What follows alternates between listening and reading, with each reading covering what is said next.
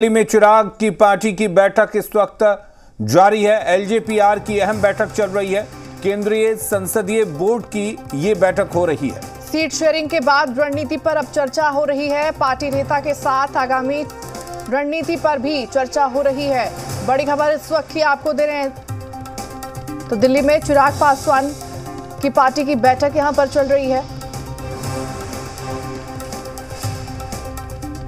चयन भी हो चुका है प्रत्याशियों को लेकर, और चुनाव में क्या क्या मुद्दे रहेंगे, क्या रणनीति होगी, इन तमाम विषयों को लेकर पार्लियामेंट्री बोर्ड की, ये सेंट्रल पार्लियामेंट्री बोर्ड की ये बैठक है। इसके बाद हम सब बिहार ही कूच कर जाएंगे और वहीं पर हम लोग होंगे।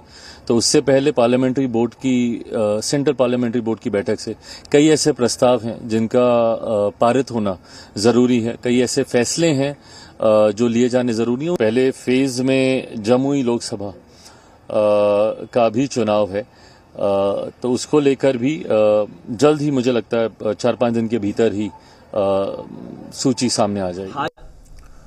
और चलिए, हमारे साथ दिल्ली से हमारे सहयोगी ब्रह्म प्रकाश जुड़े हुए हैं। ब्रह्म प्रकाश, अगर बात करें महागठबंधन की बैठक की, तो क्या लगता है कि आज ये बैठक अंतिम दौर की बैठक होगी और कम से कम कुछ सीटों पर सहमति बन जाएगी? बिल्कुल बिल्कुल। देखिए, पार्टी के केंद्रीय संसदीय बोर्ड की बैठक है, जैसा चिराग पासवान ने भी बताया, और इसमें पार्टी की रणनीति पर भी चर्चा होगी कि लोकसभा चुनाव के लिहाज से बिहार में पार्टी किस तरह से आगे बढ़े।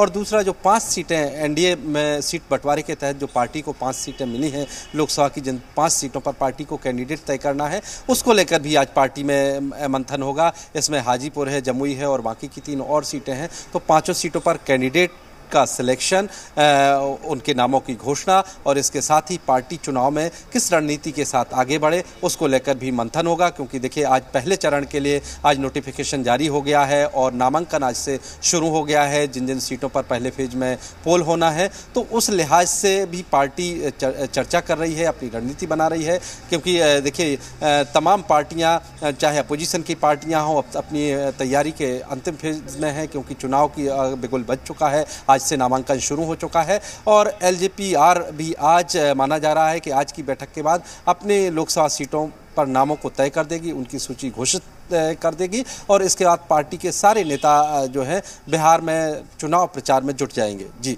बिल्कुल। अगर बात करें चिराग पासवान की, तो एनडीए चाहती है कि भले ही उनके हिस्से में 5 सीटें गई हैं, लेकिन उम्मीदवार कम से कम ऐसे हों जो जिताऊ हों, जो सीट जीत कर एनडीए की झोली में डाल सकें।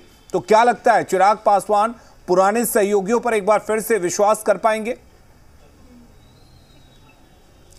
बिल्कुल। देखिए, चिराग पासवान के समक्ष अभी चुनौती कम नहीं हुई है, क्योंकि आप देखिए, पशुपति पारस अभी भी विद्रोही गुट में, विद्रोही अंदाज में है, और कल जिस तरह से उन्होंने घोषणा की है कि वो किसी भी सूरत में हाजीपुर सीट से चुनाव लड़ेंगे और बाकी सीटों पर भी अपने उम्मीदवार खड़े करेंगे। ऐसे में एलजेपीआर के साथ मुश्किल ये भी है कि कैसे वोटों का जो बंटवारा है उसको रोका जाए। उसको लेकर पार्टी क्या रणनीति बनाती है वो देखना होगा। क्योंकि अगर पशुपति पारस मैदान में जाते हैं, इंडिया गठबंधन के साथ मैदान में उतरते हैं, या अलग अपनी खुद की पार्टी से उम्मीदवार के तौर पर मैदान में उतरते हैं, तो इससे जो एलजेपी जो कि पार्टी का जो मूल काडर है, मूल वोट बैंक है, उसमें कहीं ना कहीं डिवीजन हो सकता है। उससे चिराग पासवान को भी नुकसान हो सकता है, पशुपति पारस को भी नुकसान हो सकता है। लिहाजा इसको लेकर भी पार्टी मंथन कर रही है कि ऐसे कैंडिडेट उतारे जाएं जो कम से कम जो है जीत को सुनिश्चित कर सकें। यही वजह है कि आज जो बैठक अभी शुरू हुई है,